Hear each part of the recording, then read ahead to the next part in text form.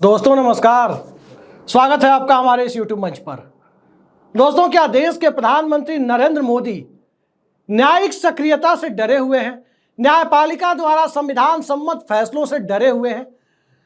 आखिर सत्ता और न्यायपालिका, शासन व्यवस्था और न्याय व्यवस्था, इन दोनों के बीच ऐसी दूरियां क्यों बन रही है कि प्रधानमंत्री को 600 वकीलों की चिट्ठी को ट्वीट करना पड़ रहा है और ट्वीट करते हुए उसे कोर्ट भी करना पड़ रहा है। कांग्रेस के 5 दशक पुराने पापों की याद भी दिलानी पड़ रही है।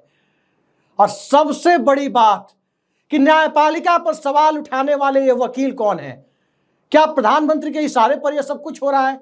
क्या प्रधानमंत्री ने न्यायपालिका को कंट्रोल में रखने के लिए, न्यायपालिका को चेतावनी देने की नीयत से तो कहीं 600 वकीलों से चिट्ठी नहीं लिखवाई है? क्या अरविंद केजरीवाल जेल से बाहर ना आ जाएं?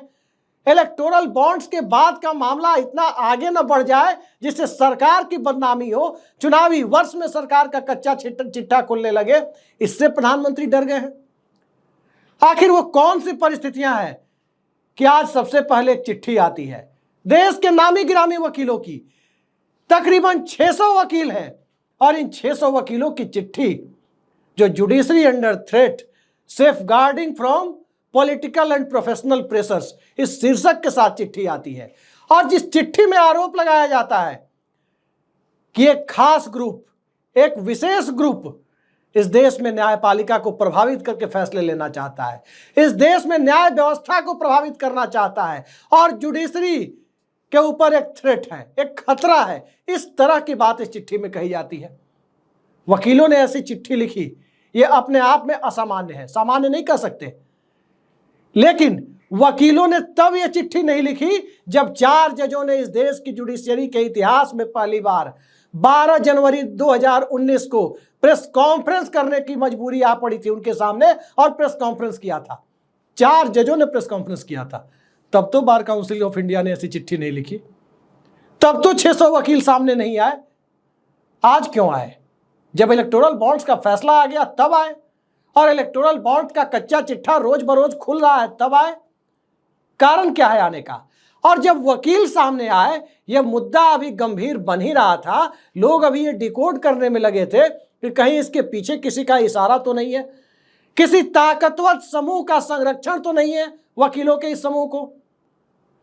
इसी बीच अब से थोड़ी देर पहले प्रधानमंत्री नरेंद्र मोदी ने इन वकीलों के ट्वीट को कोट करते हुए ट्वीट किया और 5 दशक पहले के उस कथित प्रतिबद्ध न्यायपालिका, डिवोटेड जुडिशरी की बात की और उसे कहा कि कांग्रेस पार्टी ने जिस तरह से न्यायपालिका को कब्जा करने की कोशिश की कि जनता उससे दूर होती चली गई और 140 करोड़ लोग इस देश के कांग्रेस पार्टी के साथ आज खड़े नहीं हो पा रहे हैं।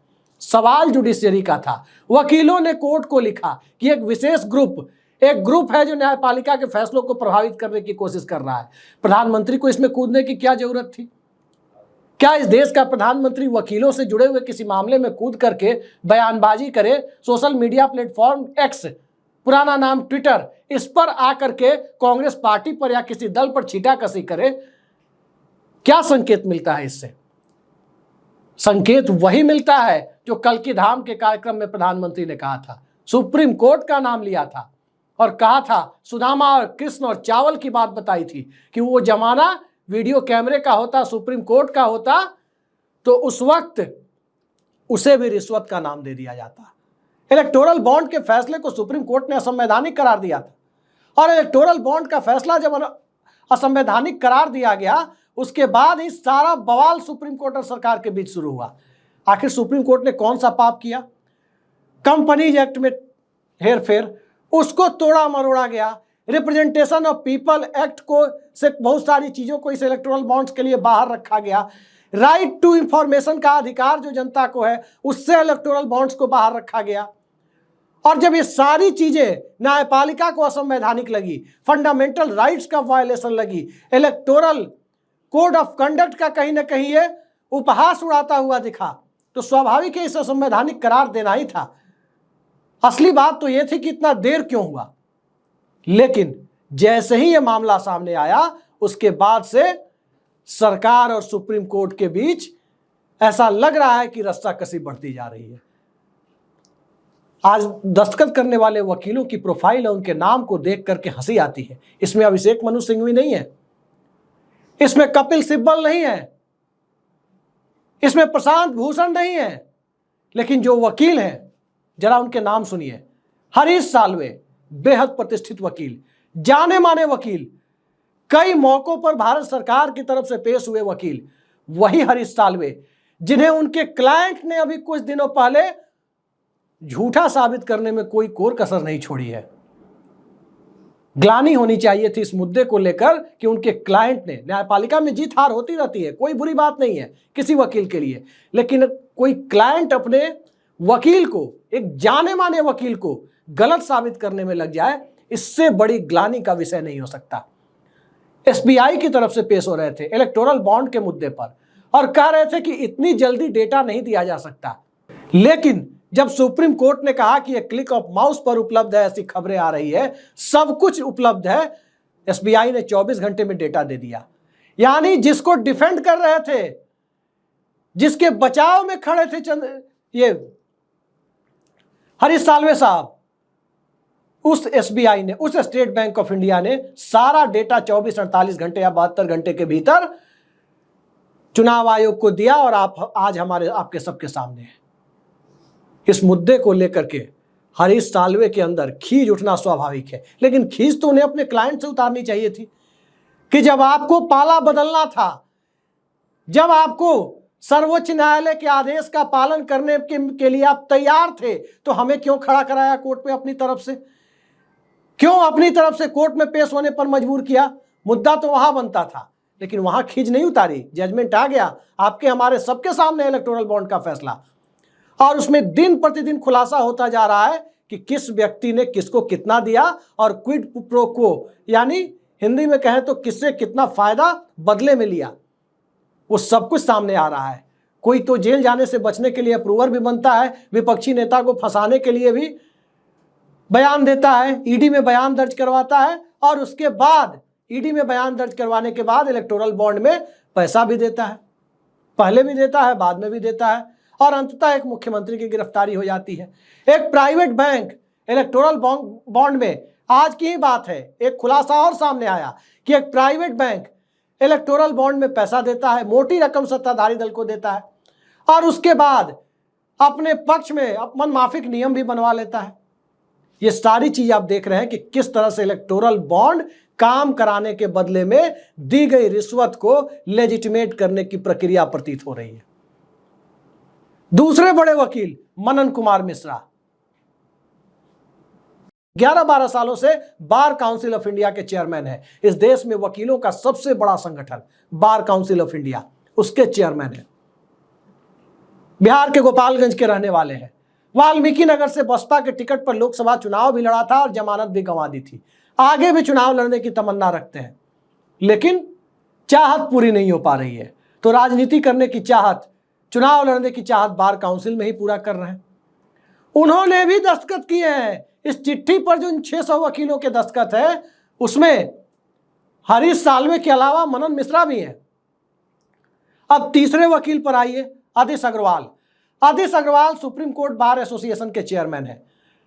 आदिश अग्रवाल ने कुछ दिनों पहले देश के राष्ट्रपति को, President of India Draupadi Murmu ji को एक चिट्ठी लिखी थी, और उस चिट्ठी में उन्होंने सुप्रीम कोर्ट ने इलेक्टोरल बॉन्ड को असंवैधानिक करार देकर सारा डेटा पब्लिक डोमेन में लाने का जो आदेश स्टेट बैंक ऑफ इंडिया और चुनाव आयोग को दिया था, उस पर रोक लगाने के लिए वहां तक चले गए थे कि राष्ट्रपति अपने एक्स्ट्रा ऑर्डिनरी पावर का इस्तेमाल करते हुए उस पर रोक लगा दे।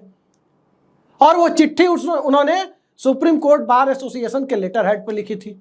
बाद में सुप्रीम कोर्ट बार एसोसिएशन ने इससे अपना पल्ला झाड़ा और साफ साफ कहा कि ये व्यक्तिगत कैपेसिटी में उन्होंने चिट्ठी लिखी है। सुप्रीम कोर्ट बार एसोसिएशन का, यानी सर्वोच्च न्यायालय में वकालत करने वाले वकीलों की संस्था का, इस चिट्ठी से कोई लेना देना नहीं है। पिंकी आनंद जैसी बड़ी वकील का नाम भी इसमें है। आखिर इलेक्टोरल बॉन्ड ने आखिर कर क्या दिया कि ये करने की नौबत आ रही है? और वकीलों की चिट्ठी को प्रधानमंत्री रिट्वीट करें, उसे कोट करते हुए एक्स पर कांग्रेस पार्टी को घेरे। कितनी शर्मनाक बात है। 140 करोड़ जनता की बात करें, क्या संदेश है चुनावी साल में 140 करोड़ की बात करने का? जब सुप्रीम कोर्ट इस देश में फंडामेंटल राइट्स का संरक्षक है, संविधान का संरक्षक है, सीआरपीसी, आईपीसी या जितने भी कानून है, इन सब का संरक्षक है, उस परिस्थिति में आप 140 करोड़ जनता की बात क्यों करते हैं? 140 करोड़ जनता की जिम्मेदारी आपकी है। 140 करोड़ जनता से आप इलेक्टोरल बॉन्ड का डेटा छिपाना चाहते थे। 140 करोड़ जनता को बहुत तमाम ऐसी चीजें हैं जिसको लेकर आप जानकारी नहीं देना चाहते। रफाल के मुद्दे पर जानकारी कितनी दी गई? डिफेंस का मुद्दा बनाया गया। हिंडनबर्ग रिपोर्ट पर क्या हुआ? सब कुछ सामने है। सुप्रीम कोर्ट को 140 करोड़ जनता की बात करने की जरूरत क्यों आ रही है? क्या 140 करोड़ जनता की ताकत प्रधानमंत्री नरेंद्र मोदी अपने पीछे दिखाना चाहते हैं और सुप्रीम कोर्ट को अप्रत्यक्ष तरीके से कहीं चेतावनी तो नहीं दे रहे कि अरविंद केजरीवाल की जमानत नहीं होनी चाहिए क्योंकि जनमत उनके पीछे खड़ा है? क्या यह कोर्ट को प्रभावित करने की कोशिश तो नहीं है? सरकार किसी देश में न्यायपालिका को प्रभावित करे, सरकार किसी देश में सुप्रीम कोर्ट के चीफ जस्टिस को या सुप्रीम कोर्ट को प्रभावित करने की कोशिश करे, निश्चित तौर पर व्यवस्था में फंगस लग गया है। इस बात को मानने में कोई गुरेज नहीं होनी चाहिए।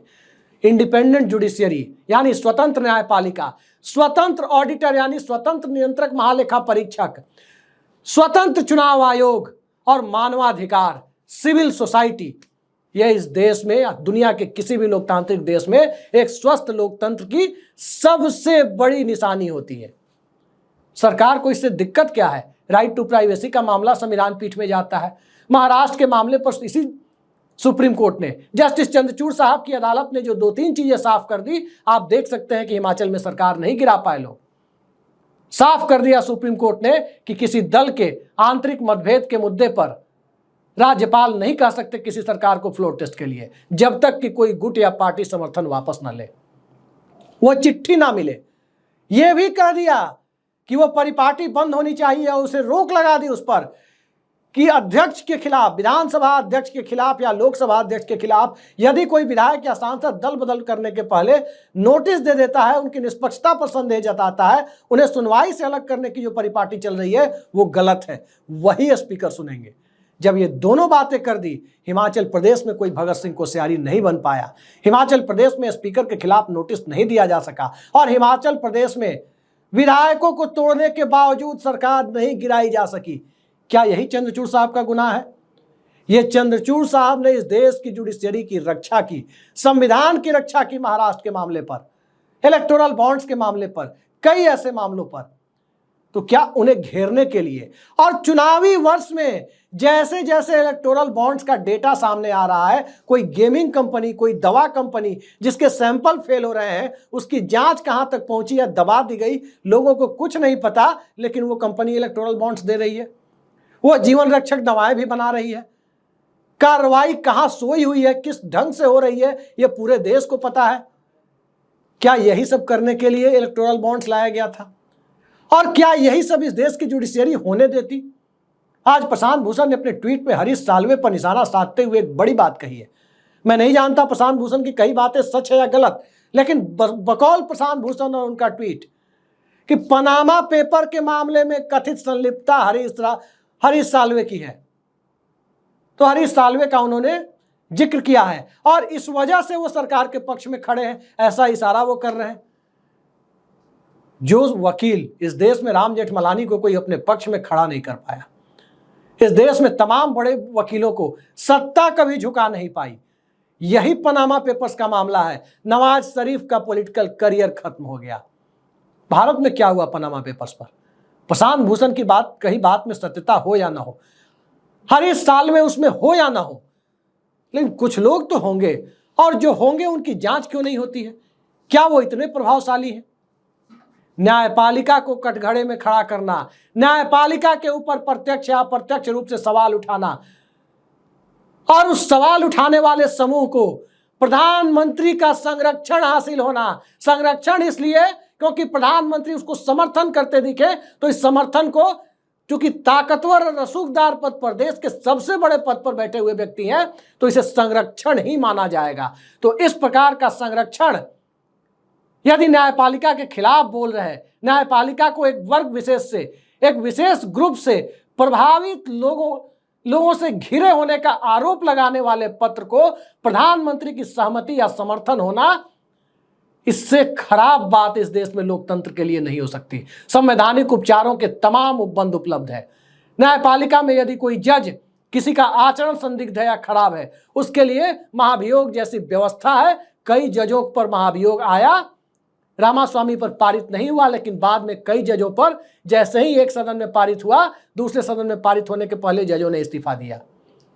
600 वकीलों के लेटर पर, लोकतंत्र बचाने के नाम पर, जुडिशरी बचाने के नाम पर और वर्ग विशेष से प्रभावित नहीं होने के नाम पर 600 वकीलों के पत्र को प्रधानमंत्री की सहमति एक बेहद चिंतित तस्वीर लोकतंत्र के महापर्व यानी चुनाव के दौर में उपस्थित करती है।